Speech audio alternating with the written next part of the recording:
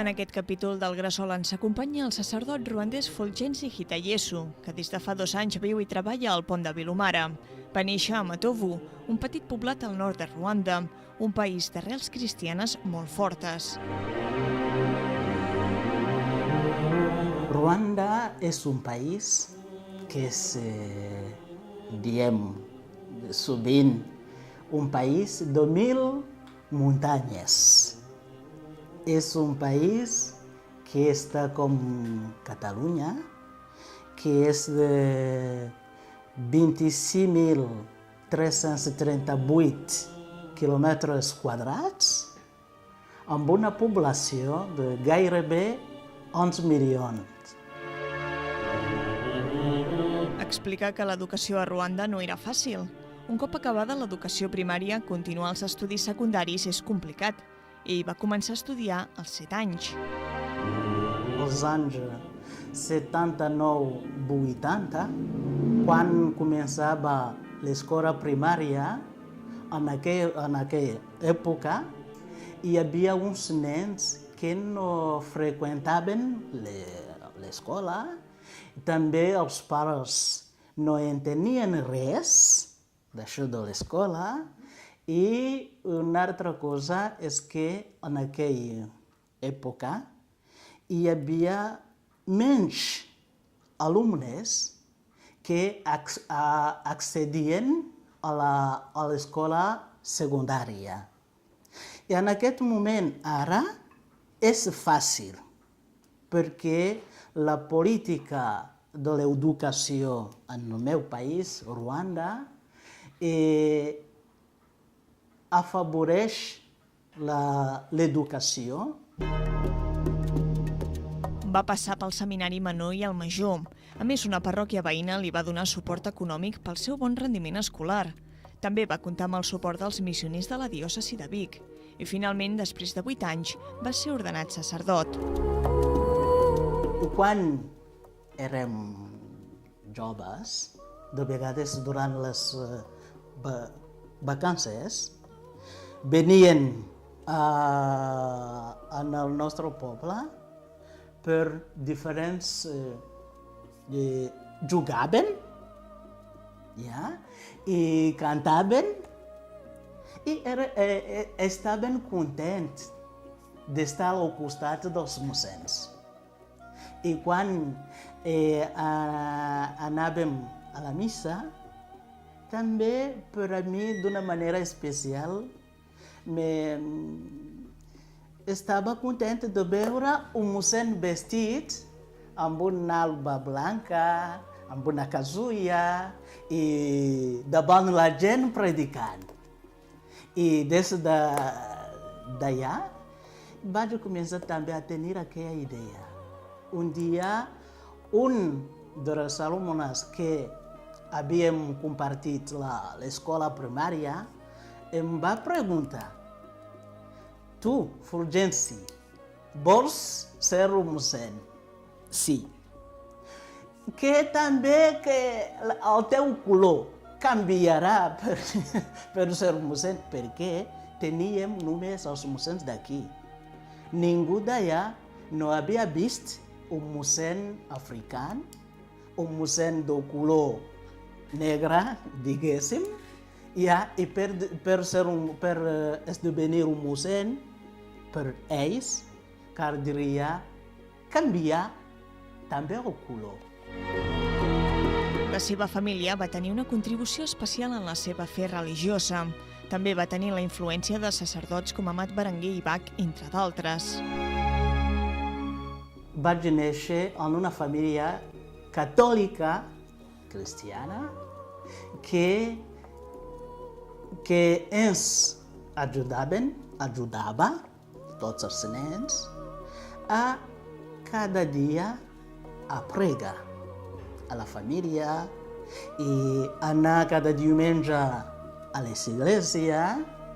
I és a dir que vaig créixer en una família que m'ajudava a tenir aquesta idea, aquesta sensació de tenir una mica de fe i també una mica de gana de treballar per l'església. Explica que a Ruanda es viu i es practica el cristianisme amb molt fervor. Aquí, en canvi, diu que només la gent gran va a missa i que a l'església manca un relleu generacional. La fe aquí és una mica, no sé si puc dir que ha baixat una mica, en considerar la gent que ve a l'església. És a dir, que aquí hi trobo molta gent de la gent gran i menys o menys dels joves. Al contrari, allà a Ruanda hi ha la gent gran, hi ha els joves. Penso que nosaltres mossens hem de mirar una altra manera d'acostar-nos a la gent per poder tenir una mica de fe. No és a dir que la gent ha perdut la fe, això no. Però amb les pràctiques de l'església, la participació a les misses, això ha una, diguéssim que la gent no hi participa. Un dia vaig parlar amb una persona jove, un noi, i li vaig preguntar per què no vols ser sacerdot. De primer em va dir, ara què cobra el mossèn? És a dir que si per poder ser un sacerdot, de primer cal tenir aquesta idea que fa un sacerdot en la vida, diria, social. És la seva funció atreu la gent. Veig que falta joves per anar al seminari, per accedir a ser sacerdot, perquè aquí hi ha moltes coses que atreuen a la gent en lloc d'anar dintre a l'església.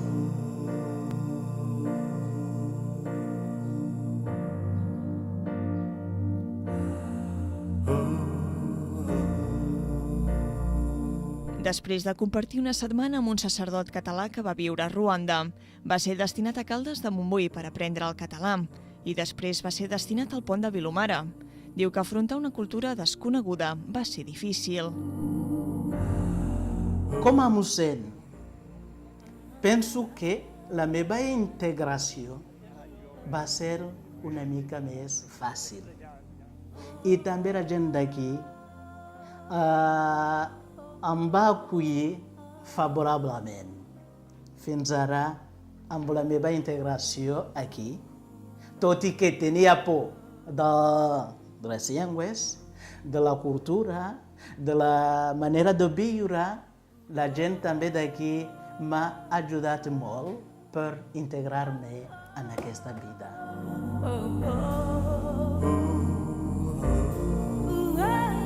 Explica que mai s'ha sentit discriminat per ser estranger ni pel seu color. Tot i així, comenta que al principi a les persones els costava parlar amb ell.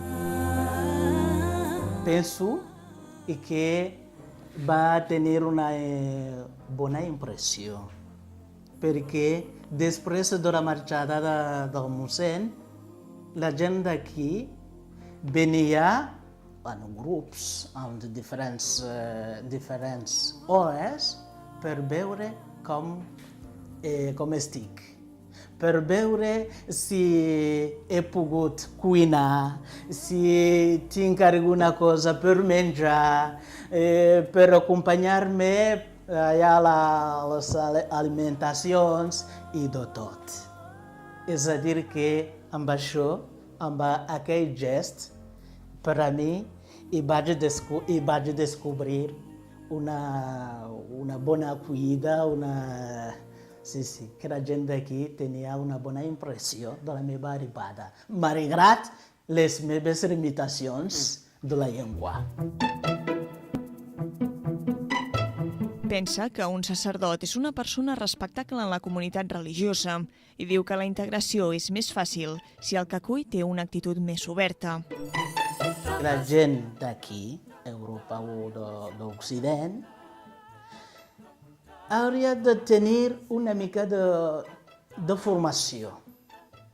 Com podem acollir una persona que ve a nosaltres? És una persona que no sap res de la cultura. És una persona que no sap res de vegades de la llengua.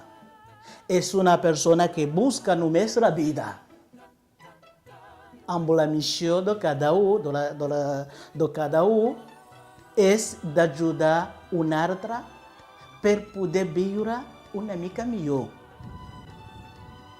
Això és de la part de les persones acollidores.